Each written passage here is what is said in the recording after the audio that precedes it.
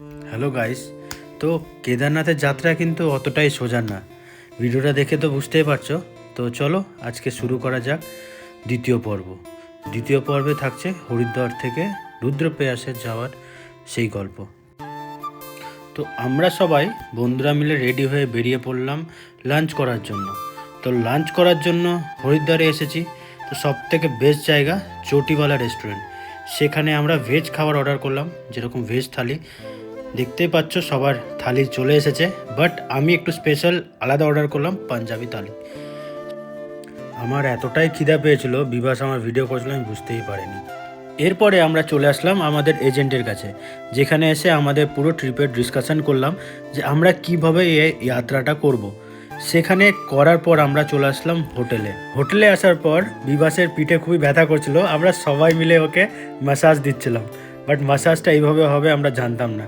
তারপরে হঠাৎ করে আমাদের মনে পড়লো যে আমাদের আরতি দেখার টাইম হয়ে গেছে। তো আমরা সবাই তাড়াহুড়া করে হোটেল থেকে বেরিয়ে পড়লাম, বাট আমরা অনেক লেট করে ফেললাম।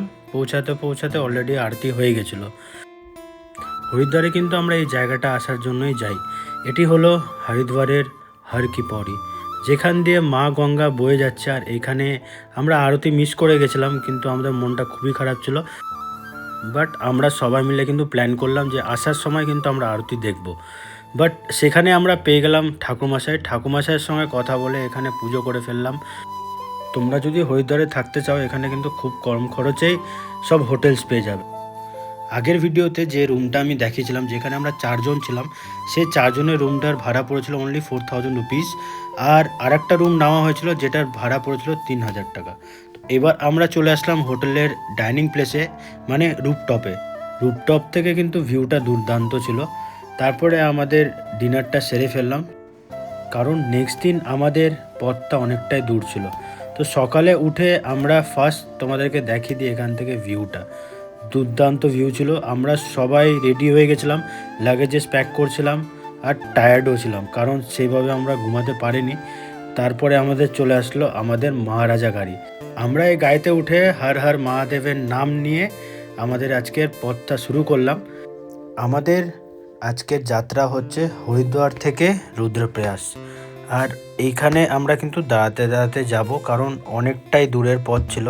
আমরা ব্রেকফাস্ট সেরে ফেললাম। এবার তোমাদেরকে বলে দিই আজকের খরচা। তো আমাদের এই প্যাকেজটা তৈরি করেছিল আমাদের এজেন্ট, যেটাতে ছিল ব্রেকফাস্ট, আর তার সঙ্গে ছিল ডিনার, আর 4 দিনের থাকার ব্যবস্থা। আমরা কিন্তু মাত্র 20,000 টাকাতে পেয়ে গেছিলাম এই প্যাকেজটা। এই প্যাকেজে কিন্তু গাড়ি ভাড়াটাও ইনক্লুড রয়েছে। আমরা এবার পৌঁছে গেলাম দেবপ্রয়াগে এসে আমরা সেই পবিত্র জল গঙ্গাকে সংগ্রহ করে আমরা নিয়ে যাব কেদারের উদ্দেশ্যে। তো আমরা এখান থেকে ভিউটা দেখছিলাম, এতটাই সুন্দর লাগছিল, কারণ দুই দিক দিয়ে দুটো আলাদা আলাদা নদী একসাথে মিলন হয়ে গঙ্গা তৈরি হচ্ছিল। এবার সিঁড়ি দিয়ে আমি হেঁটে হেঁটে আগাতে লাগলাম। সামনে একটা ব্রিজও দেখতে পেলাম। ব্রিজে অনেক রিলস বানিয়েছি আমি, সেগুলো আপলোড করেছি আমার ইনস্টাগ্রাম চ্যানেলে। তোমরা অবশ্যই আমার ইনস্টাগ্রাম যারা ফলো করোনি, অবশ্যই ফলো করো। আর রিলসগুলো যদি তোমার ভালো লেগে থাকে, একটু লাইক আর কমেন্ট করে দিও। এবার দেখতে পাচ্ছ সিন্টু আমাদের সঙ্গে ট্রিপে যাচ্ছিল। ও অনেকগুলো কন্টেনার কিনে নিয়েছিল, কারণ এই কন্টেনার করেই আমরা জল সংগ্রহ করব আর নিয়ে যাব কেদারের উদ্দেশ্যে। তো জুতো খুলে ফেললাম। এবার জুতো খুলে নিচে এসে স্নান করার টাইম। দেখতেই পাচ্ছ কতটা জোরে স্রোত জলের। এবার আমরা জলে নেমে পড়লাম। আমরা ভেবেছিলাম প্রথমে স্নান করব না, বাট সবার এত আনন্দ দেখে সবাই জলে নেমে পড়লো, আর আমিও নেমে পড়লাম। বাট তো বন্ধুরা, বিশাল ঠান্ডা জল, মনে হচ্ছে বরফে স্নান করছি। আর এইভাবে স্নান করার কিন্তু নিয়ম না এখানে। আমাকে ঠাকুরমশাইটা বকেও ছিল যে এইভাবে তুমি স্নান কেন করলে। বাট এবার বুঝতে পারলাম ঠাকুরমশাই আমাদেরকে কেন বকেছিল। দেখতেই পাচ্ছ যে আমার বিপি মাপা হচ্ছে। তো এখানে স্নান করতে হলে স্নান করে উঠে এসে চুপচাপ একটু শান্তিতে বসতে হয়, তারপরে সিঁড়িতে উঠতে হয়। আমি সিঁড়িতে তাড়াতাড়ি ওঠার জন্য এরকম হয়েছে, বাকিটা আমি লাস্টে তোমাদের সব বলবো কি ঘটেছে আমার সাথে। তো রাত্রেবেলার মধ্যে আমরা পৌঁছে গেলাম আমাদের আজকের ডেস্টিনেশন রুদ্রপ্রয়াস, যেখানে আমরা আজকে স্টে করব। Hello everyone, this is Ratul. So Har Har Mahadev.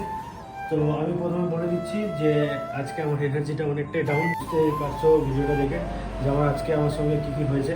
তো আপাতত দেখতে পাচ্ছেন মেডিসিনস লাগিয়েছি, আমার এখানে মেডিসিনস লাগিয়েছি, না হালকা একটু ছিলে গেছে, but I am okay right now.